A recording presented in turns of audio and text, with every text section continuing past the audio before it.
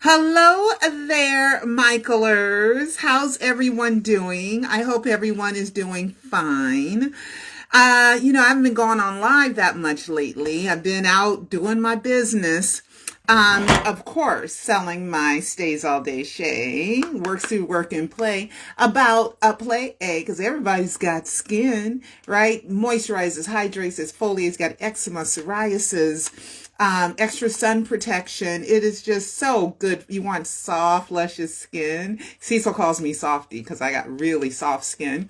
So make sure you go to Stays All Day Shay, fragrance body butter, and order yourself some. I would recommend Coco Chanel or Darf Bracard. Well, Gogo Channel, Darf Bracard, which is Dracar Noir, or any of the other 40-something fragrances I have on there. Pink Sugar is a big one, which I call sweet candy.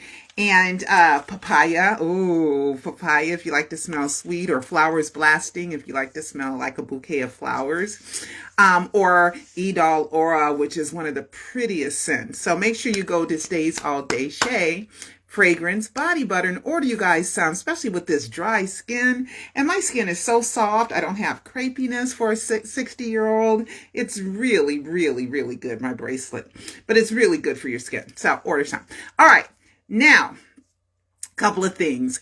BG has a movie coming out, okay? I thought it was on Amazon Prime, but I think he put that it's on Amazon Prime on February 3rd, okay? On February, here it is. On February 3rd, let me show it real quick before it starts hourglassing. Okay, February 3rd. It's called Rochelle's. My bad. It's called Rochelle's. And I can't wait to see it. It's supposed to be about two cooks that are competing or something. But you guys know I've told you guys about this, right? The guy that's in my movie, A Prisoner of Fame, let's go to IMDb. Let's go to IMDb, imdb.com. And let's see. Let's put in A Prisoner of Fame, Pearl Jr. film. Okay, A Prisoner of Fame, which is my film about Michael faking his death, how he was able to execute it. And I believe through lots of evidence, and even evidence I have not even shared with you guys yet, that's going to be in a live 5. Oh my God, it's so exciting. Okay. Anyway, that was a body double. So the more you look into Michael faking his death, the more information you get to secure your confirmation that that is a fact. Okay, that Michael faked his death and used a body double in his replace. So A Prisoner of Fame. Let me look up Pearl Jr. What the heck? Pearl Jr. Where am I? Here I am, Pearl Jr. And A Prisoner of Fame is here. How come it didn't come up the other way? See, they always tripping. All right. So A Prisoner of Fame. So this guy is in BG's film. Can you believe it? And he played Michael who fakes his death. This guy. Okay. So here's my A Prisoner of Fame. His name is Andre Philip Botello. Okay. Philip Andre Botello. That's his name. So now let's go look up BG's film, Rochelle's. Wonder why he called it Rochelle's. Okay, here's Rochelle. Ooh, he got top billing. Hold on. Watch this. Rochelles. Rochelle's. And there it is. Stars Andre Philip Botello. Here is BG's film. Directed, written by BG, Andre Philip Botello.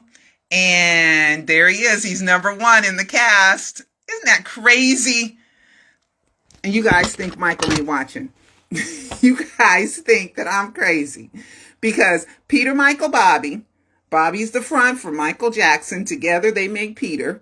Okay. I don't know how often Michael uses Bobby Anderson anymore. I don't know. But of course, it's been 14 years. 14, 15 years. So every business relationship doesn't last forever. So, oh, I'm sorry. So anyway, so we look forward to it. So it's supposed to be out February 3rd hopefully on Amazon Prime. I know he's doing the Santa Monica Film Festival. I will not be going. because I have to work. I have to do a farmer's market.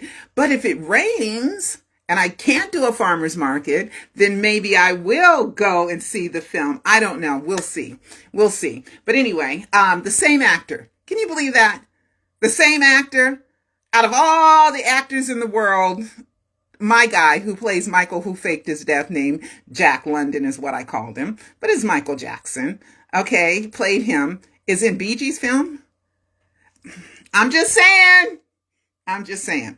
All right, B. Howard. Okay, you guys know that I have proven through so much evidence, fitting a puzzle together, that, how do I get back here? Let me get out of here. That Brandon Howard is that son in Billie Jean, right? So much fits. I mean, just every piece of the puzzle fits. First, you got to see if the baby mama and the baby daddy were in the same place when she got pregnant. Yep, that fits. She stayed and lived at Havenhurst when she got conceived with Brandon Howard in 1980. Brandon was born in 81, so 1980. And the make-believe father, okay, the cover-up father, Augie Johnson, is in the credits of Off the Wall. So we can, and then I have a address book of Mickey, because Joe Jackson was Mickey's manager. I have an address book circa 1979, 1980 that Mickey Howard signed. So we know that they were together at the same time. And Michael wrote Billie Jean, me, mine, I, me, mine. Eyes were just like mine. Oh no. So it's about a guy getting a girl pregnant and him denying it during the pregnancy, 40 weeks and 40 days, which is 40 days and 40 nights or whatever, which is 40 weeks of pregnancy. Then when the baby was born, he was like, oh gosh, it is my son. Eyes just like mine. Oh no. Okay. So anyway, I think Michael was scarred forever when that happened, because he had the biggest distribution deal ever for any Black artist. And he was working on Thriller, and his dream was to make it the biggest selling album in the world. He would write notes to himself. There is a recording of him saying he wanted it. He wanted the #1 top selling album in the world. He wanted it. And when Mickey got pregnant, he thought that would get rid of his batch. Now he's a father. He ain't as sexy. He's not as appealing. Right? And they weren't married. It's out of wedlock, against the religion. So Joe doesn't believe in abortion. So Mickey wasn't aborting the baby. And Joe doesn't believe in abortions because kids are valuable, especially from Joe Jackson's perspective. Right? And they thought of a plan, but Michael was messed up in the head. And Mickey Howard says she ain't Billie Jean, but she is. But she says she signed an NDA. Okay, this is what I believe, because everything leads there. Brandon's still friends with the family. Jackie says he knew him since he was a baby. I'm just saying. All right, so anyway, this is my favorite song by Brandon Howard. One of my favorites. I like Dance Floor too. Okay, I want you guys to hear it. And Brandon looks just like Michael, and looks just like Catherine, and he sounds just like Michael. Okay, listen. All right. Oh, come on.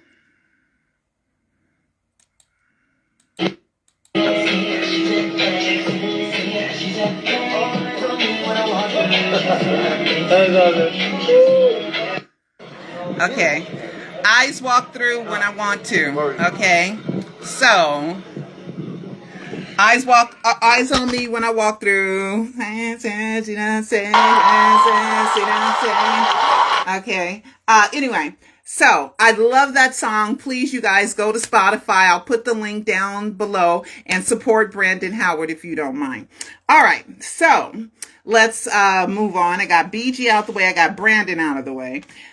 I don't know what's going on with We Are the World and the Michael Jackson estate, right?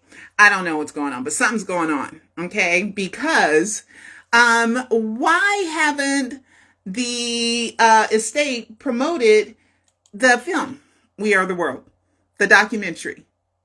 How come they haven't promoted it? Now, a few days ago, let's go here. Okay. This is the last few posts. Okay, now We Are the World documentary aired, debuted yesterday, okay, on the 29th, which happens to be the 5th anniversary of the death of James Ingram, who does have a solo in We Are the World, okay? So here is Michael's Instagram page, okay? This is the latest. This was yesterday. And then they talk about We Are the World here, but they don't mention the documentary.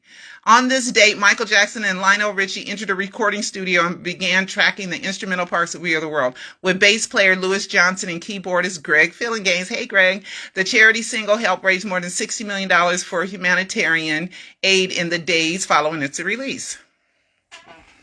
You mentioned nothing about We Are the World documentary? They posted that a week ago. They posted that a week ago.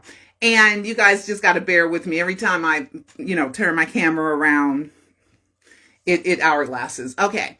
And then yesterday they did a post for Billie Jean. Okay, for Billie Jean.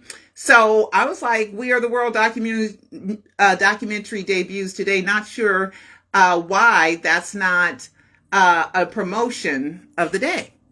I don't know. Okay, so something's going on there. Now, I did look in the credits, and Michael, of course, owns the song, We Are the World. Him and Lionel Richie wrote the song, and it was the brainchild of Harry Belafonte. And Harry Belafonte is an activist. He was marched with Martin Luther King, and, they wanted to feed the starving children of Africa, and especially Ethiopia. So they raised over $60 million with that song. That song knocked Tone Loc, Wild Thing, okay, off the charts, off of number one. Okay, and it had 47 artists there, and not everybody had a solo, but I did keep some notes. Okay, you know who brought the fire on that song? Cyndi Lauper and Bruce Springsteen brought the fire. Okay, that means the heavy, hard-hitting vocals. Okay, Michael, of course, wrote the song melody. Lionel helped him. Fabulous. We are the world. We are the children. So they kind of went through the process of how that happened.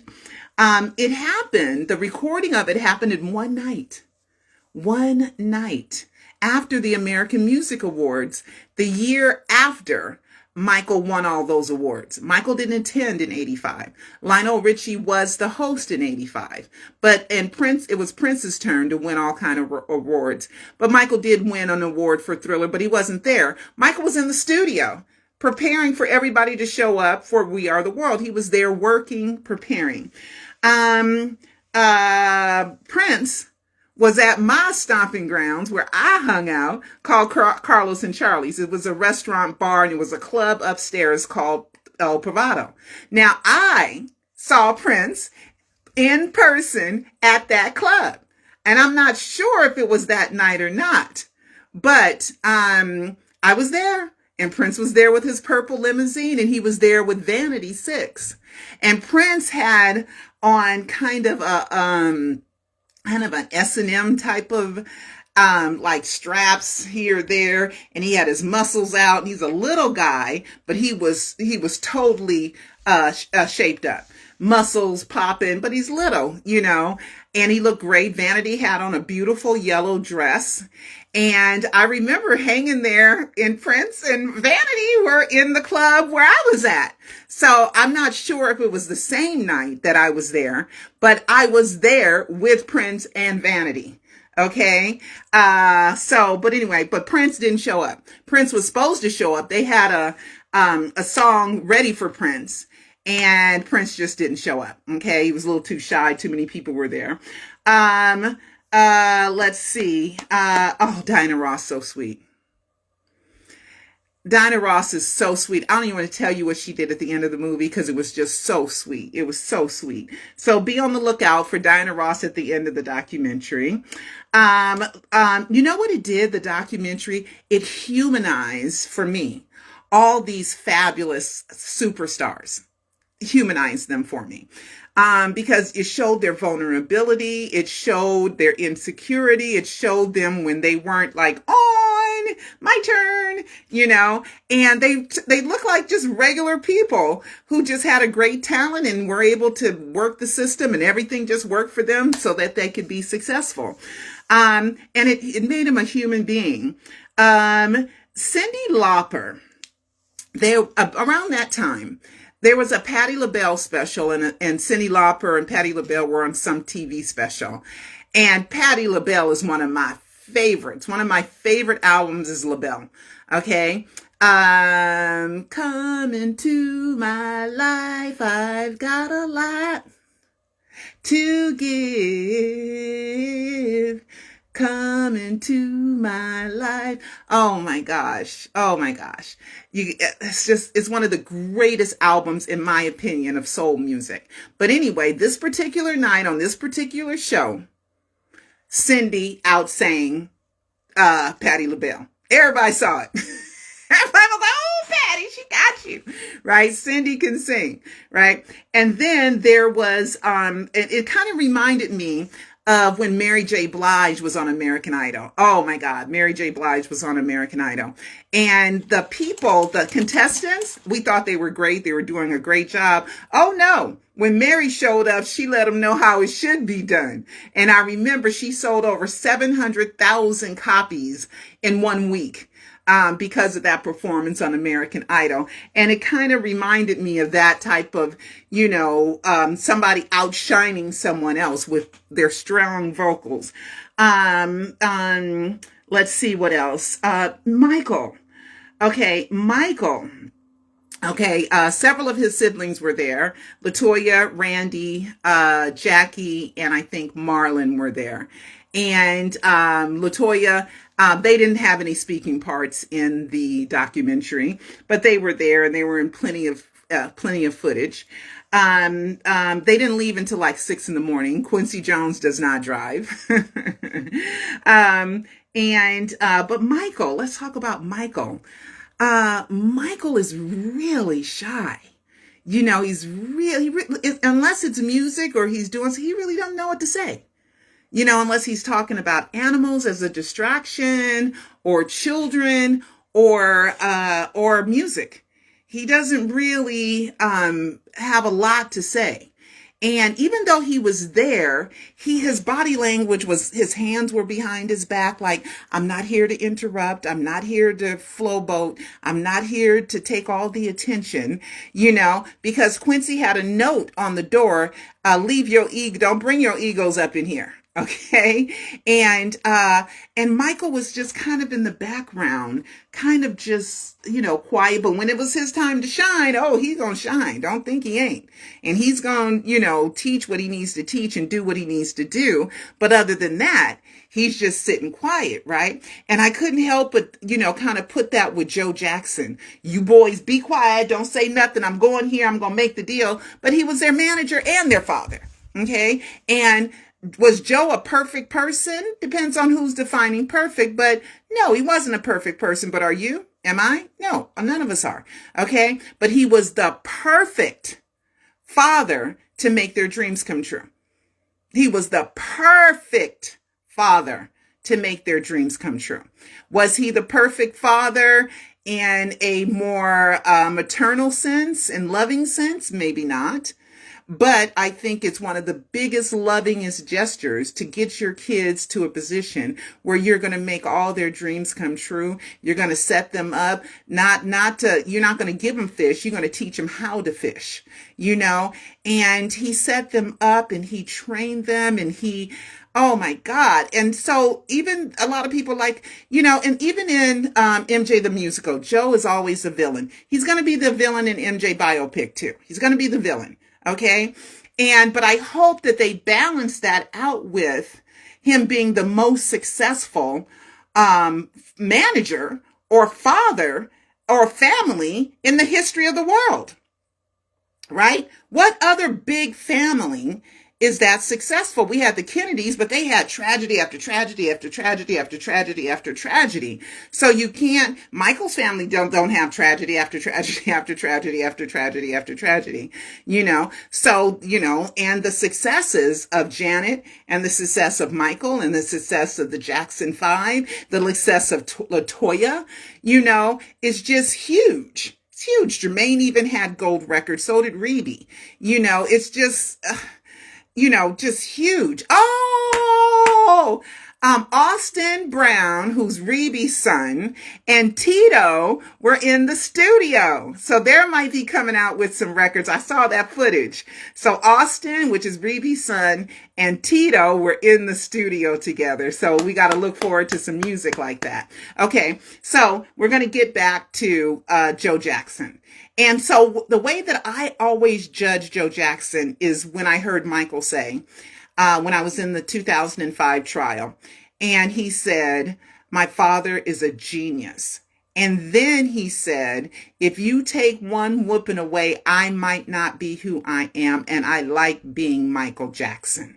You see, so if Michael forgave him, so do I. I didn't live it, and Michael grew up out of that. He grew up to kind of understand the pressures that Joe had, them being in an 800 square foot house, 11 people, the girls sleeping on a couch, the boys doubling up and having their bunk beds, and they had this phenomenal talent that Joe did not waste and Catherine did not waste.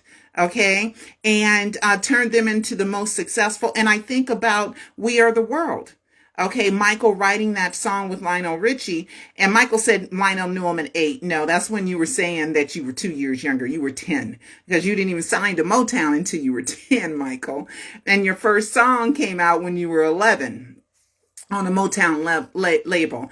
So, but the Commodores would open, and Lionel Richie was a member of the Commodores, but the Commodores would open for the Jackson Five. And so Lionel knew Michael since he was a child. And they were great friends. But back to We Are the World. Feeding African children, $60 million, all the charity, all the love and the excitement and the thrills that the Jacksons gave us of entertainment. I look at the greater good, and the greater good of Joe Jackson helped a lot of people by the way he raised his children. And imagine the last 50 years without the Jacksons. I can't. They were such a big part of my life. They were such a big part of my inspiration. They were such a big part of especially Black kids in the hood, in the ghetto, the inner city, whatever you want to call it. We all rooted for them because we could feel like we could do better, because they were doing better. It was such an inspiration. So when I judge Joe Jackson, yeah, he did some bad things and maybe those things didn't happen. But Michael said, hey, if you think about, and I don't want to, bread and butter, get rid of this curse, but just think about someone that gets in a car accident, right? If you would have maybe stepped back 2 steps in your life, somewhere in your life, you might have missed that accident just like that. Okay, so you can't just take out certain things and have the same outcome, because everything happens because of the past. Everything is timed because of what happened in the past. Everything that's going to happen happened because of the timing of everything that you've done behind yourself. You see, so you can't just take out the whoopings or and then, the part about Joe saying Michael was ugly and had a big nose. You know what? Michael had so much talent. He outshined his brothers and sisters, especially Marlon. And Michael might have needed to be a little bit humbled, okay, at that time. He might have needed to be, you ain't all that, just to kind of keep him humble, and maybe to make Marlon not feel so bad, because Marlon had a really big nose. And Michael just outshined Marlon, so much. And so by putting Michael, you ain't perfect, might have psychologically brought Michael down to where Michael didn't have a big head. And we all know Michael didn't have a big head. He wasn't conceited, and he didn't like to even be preceded as conceited. And even in the background, if you watch him in We Are the World, you will see a very reserved, conscientious, participant, but someone who's shy and who does not want all the spotlight to be on him. He's not hogging the spotlight and saying, look how great I am. He wanted all those superstars to do their best and to bring out the best in that song, and they did, and it's just a wonderful, wonderful documentary. Now, at the end, they had In Loving Memory, and there were like 9 or 10 celebrities that had died since then, like Ray Charles, James Ingram, Tina Turner, a couple of the Pointer Sisters, and a few other people had died since they've died in the last 39 years, right? And they had Michael Jackson's name in there, okay, In Loving Memory. But Michael's not dead. Michael's not dead, right? And I've been screaming and shouting that Michael's not dead, for 14 years, almost 14 years, because I started, my book came out May 21st, 2010. Okay, February 14th, 2010, which is in a couple of weeks, is when I verbally started saying, yeah, I'm about 90-something% sure Michael faked his death. And since then, okay, since the last 14 years, I mean, golly, there's an e-movie book, a short film, 4 documentaries. I'm working on a 5th documentary. It's just so much. And then I'm working on something else, a couple of other little projects, a couple other little things that I'm working on. And it just so much re-solidifies my confidence that Michael faked his death. He planned it. He meant to do it after the 30th anniversary on 9/11, right after he filmed the 30th anniversary coinciding with the Invincible album. But 9/11 happened, the terrorist attack. Michael was a mile and a half from the Twin Towers. Reportedly, or according to LaToya, he was supposed to be in a meeting there, but he overslept. He was too tired. He wanted to postpone that meeting. And thank God he did, because he missed being in that building and dying in that building with the terrorist attack. So Michael could not upstage the biggest terrorist attack, and the second one on American soil. The first one was on from an outside enemy, a foreign agent, was on Pearl Harbor. Okay, Pearl Harbor. And this second one was 9/11. So he couldn't upstage it, so he had to postpone it.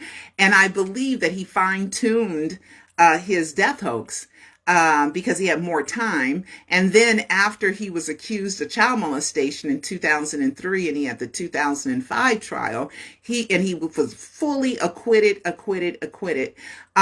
He was really a man on the mission to fake his death and really walk away and retire and get away from his haters and the BS. And as we learned with Wade and James, it still happened after the death announcement. There's still accusations, and I can't believe that we're still dealing with Wade and James. It's been 10 years. It's been 10 years, over 10 years. In 2013 is when Wade came out and said, well, how were you molested? Oh, like that. Just like whatever, like that. I mean, and then he got really disgusting in that disgusting child porno film, okay, Leaving Neverland. That is just the most, I cringed the whole time watching it. I couldn't wait for it to be over, but I had to watch it so I could review it and I could know what was in it. And we've identified the Wade and James lawsuit with 60 lies. And I'm sure the estate has more. There's no way that Wade and James are going to win. There's just no way. Just no way. No way. No way. No way. I could probably defend the case and win, and not to say that I got a big head because I won my lawsuit against someone that was just really out of her mind, obsessive to destroy my life because she disagrees with me. Could you imagine? I disagree with you and you deserve to suffer because I disagree with you. You know, if somebody doesn't want to believe what I believe, cool. You ain't got to believe what I believe. So move on, right? So when people come in on my page and they're like, no, it's not true, I will give them some proof. And if they come back, no, it's not true, I'll give them a little bit more. And then the third time they repeat themselves, then I'm blocking. Okay, because you're not interested in learning why I believe that Michael faked his death. You're not interested in that. All you want to go is no, no, no, no, no, no, no, no, no. Okay? And I already know that what I present is factual. It's factual. It's provable. I have something to substantiate it. I've looked at it front, back, sideways, upside down, in between, in the corners, in the crevices in order to do that. And I'm even doing more of that, y'all. More of that. That's going to be in a live 5. Oh my God, when you guys find that. But anyway, Michael was in loving memory, but he ain't dead. He ain't dead. And a lot of people, when I say Michael ain't dead, they think I'm crazy. Okay, they think I'm crazy. Right? Because, there was a trial. Conrad Murray went to jail. So Catherine was upset. The kids said Michael's dead. And whenever they say Michael's dead, one of the family members, I'm saying this is the same statement as June 25th, 2009. So why is this new? They've been saying he's dead but they've been showing that he ain't dead. They've been leaving clues upon clues upon clues upon facts. I mean, come on. Jermaine announcing Michael is dead. My brother, the legendary king of pop, died. But on the back, he's wearing Living as King on his back of his shirt. I mean, come on. I mean, just that one is like, whoa. No name on the grave ever. Okay. Not listed in the database of Forest Lawn. What's the point of that? Right? Forest Lawn has said, we don't have Michael's body. We've never had it, but they're having events up there and allowing flowers and all that stuff to go up there. Right? But they won't put him in the database. Okay. Because he's not there. Michael's dead body is not at Forest Lawn. It wasn't at Forest Lawn. Let me put it this way. I don't know. Michael gonna die one day. He will die one day. But it ain't yet. It ain't yet though. But he gonna die one day. Okay? And when he does die, that's when I believe his name, birth date, and death date is gonna be on, they're gonna put it on the $590,000 crypt. Okay? Let's see. I think that's it, guys. I think that's it. But I highly recommend. Thank you, Lionel, for putting together this documentary. Let me see who the producer is of it. Let me see. We Are the World. Let's see. Was it Lionel Richie? We Are the World documentary. I know it's called something else. I keep forgetting the name of it. The best night in, hold on, let me Google it. Oh, here it is. We Are the World. It's called The Greatest Night in Pop History is what it's called. And I think I can show you guys the trailer. Okay, hold on. Let's get the ad. And I'm going to try to show you the trailer, but it might hourglass. Hold on. Let's see. I got it. They're going to make you watch an ad, but it's called The Greatest Night in Pop History. Is that what it's called? Yeah. The Greatest Night in Pop. The Greatest Night in Pop. And it was so many wonderful stars. Dionne Warwick.